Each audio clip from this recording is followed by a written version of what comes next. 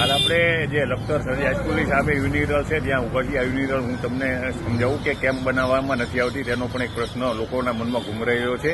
કારણ કે કહેવાય છે કે આ યુનિરલની ગ્રાન્ટ મંજૂર કરી દેવામાં આવી છે, પરંતુ જ્યારે ઉગમણા દરવાજામાં યુનિરલ બનાવ્યું ત્યારે તેના પર 2 લાખની તકતી મારવામાં આવી હતી અને જ્યારે મીડિયામાં આવ્યું ત્યારે રાતોરાત તે તકતી 95,000 રૂપિયાની થઈ ગઈ.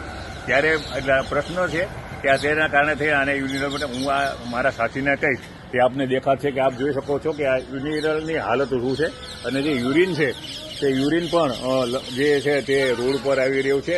અહીંયા હાલમાં વિદ્યાર્થીનીઓ અભ્યાસ કરવા માટે થઈને આવી રહી છે અને તેઓ પોતાનું માથું છે શરમથી ઝૂકી જાય છે.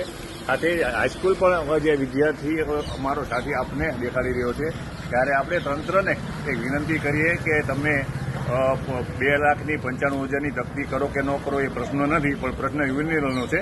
કારણ કે હાલ સરહદી હાઈસ્કૂલની અંદર વિદ્યાર્થીનીઓ અભ્યાસ કરવા આવે છે અને આ યુરિન લોકોનું યુરિન રોડ ઉપર આવે છે અને તેની જે દુર્ગંધ છે તે સ્કૂલમાં જાય છે. આથી સ્કૂલની વિદ્યાર્થીનીઓ પરેશાન છે.